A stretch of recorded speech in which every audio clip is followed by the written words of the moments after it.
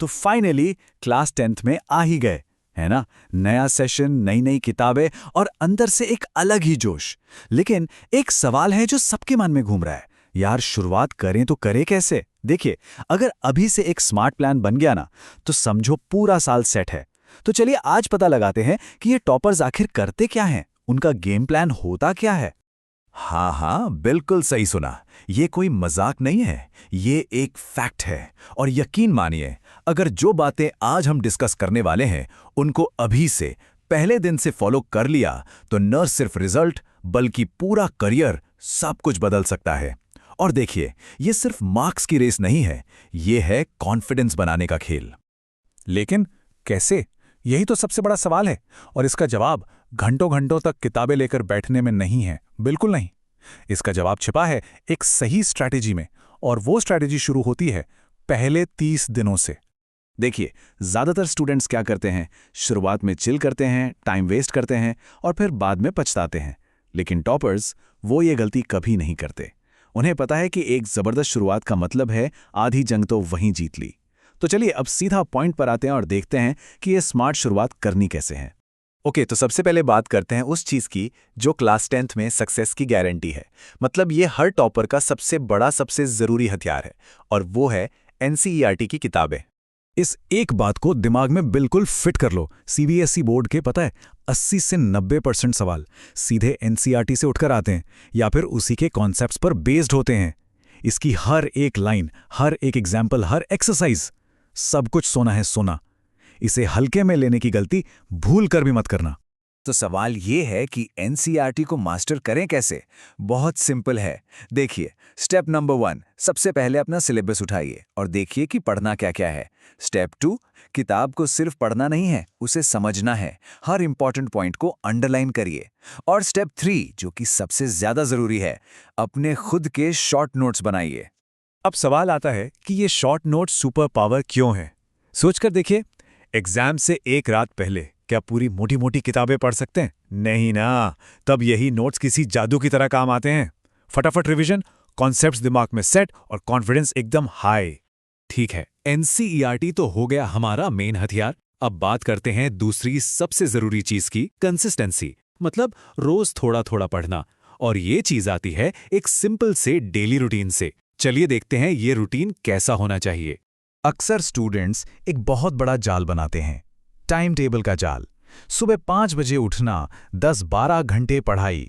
सुनने में बड़ा इंप्रेसिव लगता है ना? लेकिन सच ये है कि ये 2 दिन से ज्यादा टिकता ही नहीं। तो ये सब नहीं करना है। हमें चाहिए एक सिंपल प्रैक्टिकल रूटीन जो लंबे टाइम तक चल सके। याद रखिए, क्वालिटी जरूरी है, क्वांटिटी नहीं। तो ये रहा एक शानदार पावरफुल प्लान। रोज बस 2 से 3 घंटे की सेल्फ स्टडी, दैट्स इट। और ट्रिक ये है कि इसमें एक अपना स्ट्रॉन्ग सब्जेक्ट उठाइए और उसके साथ एक वीक सब्जेक्ट। इससे होगा क्या, स्ट्रॉन्ग सब्जेक्ट में कॉन्फिडेंस आसमान छुएगा और वीक सब्जेक्ट पर भी धीरे धीरे पकड़ बनती जाएगी। है ना कमाल का आइडिया? ओके, तो पढ़ाई की बात हो गई, रूटीन भी सेट हो गया। लेकिन एक ऐसा दुश्मन है जो इस सारी मेहनत पर पानी फेर सकता है एक झटके में, और वो दुश्मन है हमारा मोबाइल फोन। तो चलिए अब देखते हैं कि इस दुश्मन से निपटना कैसे है। 1 मिनट जरा ईमानदारी से सोचिए, जब पढ़ने बैठते हैं तो सबसे बड़ा दुश्मन कौन होता है?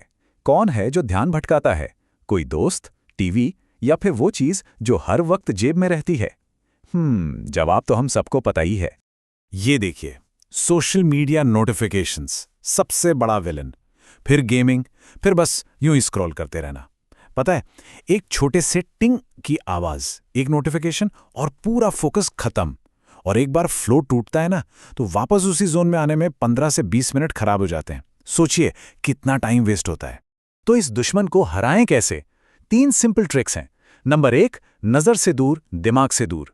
जब पढ़ रहे हो तो फोन को दूसरे कमरे में रख दें, सिंपल। नंबर 2, सारे फालतू ऐप्स के नोटिफिकेशंस को ऑफ कर दें। और नंबर 3, पोमोडोरो टेक्निक यूज करें।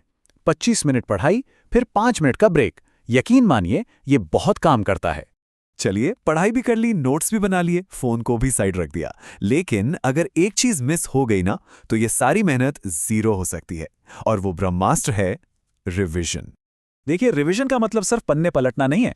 इसका असली मतलब है रिविजन, यानी फिर से देखना। मतलब जो कुछ भी पढ़ा है उसे दिमाग में सीमेंट की तरह पक्का करना। और सच बताऊं, एक एवरेज स्टूडेंट और एक टॉपर के बीच का सबसे बड़ा फर्क यही आदत पैदा करती है। तो इसका सबसे बेस्ट तरीका क्या है? एक रूल बना लीजिए। हर संडे को बनाइए revision plus self test day. उस दिन कुछ भी नया नहीं पढ़ना है, बस पूरे हफ्ते जो पढ़ा उसे रिवाइज करिए और एक छोटा सा टेस्ट ले लीजिए। इससे खुद पता चल जाएगा कि कहाँ कमी रह गई है। और टारगेट क्या होना चाहिए? बोर्ड एग्जाम से पहले कम से कम 4 से 5 बार पूरे सिलेबस का फुल रिवीजन। सुनने में ज्यादा लग रहा है? अरे बिल्कुल नहीं। अगर अभी से शुरू किया ना तो ये आराम से हो सकता है। बार बार रिवीजन से इंफॉर्मेशन दिमाग में परमानेंटली छप जाती है। तो बात घूम फिर कर एक ही जगह आती है कि हम अपने टाइम को कैसे देख रहे हैं। क्या उसे बर्बाद कर रहे हैं या फिर उसे अपने फ्यूचर के लिए इन्वेस्ट कर रहे हैं? ये सिर्फ एक सोच का फर्क है, लेकिन ये आपकी पूरी लाइफ बदल सकता है। एक बात हमेशा याद रखनी है, क्लास 10th सिर्फ एक और क्लास नहीं है, ये लाइफ का एक बहुत बड़ा टर्निंग पॉइंट है। इस 1 साल की मेहनत आने वाले कई सालों को आसान बना देगी, तो इस मौके को हाथ से जाने मत देना। तो अब फैसला आप लोगों का है। अगर 90% प्लस स्कोर करने का इरादा पक्का है तो इस चैनल को सब्सक्राइब कर लें, क्योंकि यहां पर वो गाइडेंस मिलेगी जो शायद स्कूल में भी ना मिले। चलिए मिलते हैं अगले विश्लेषण में।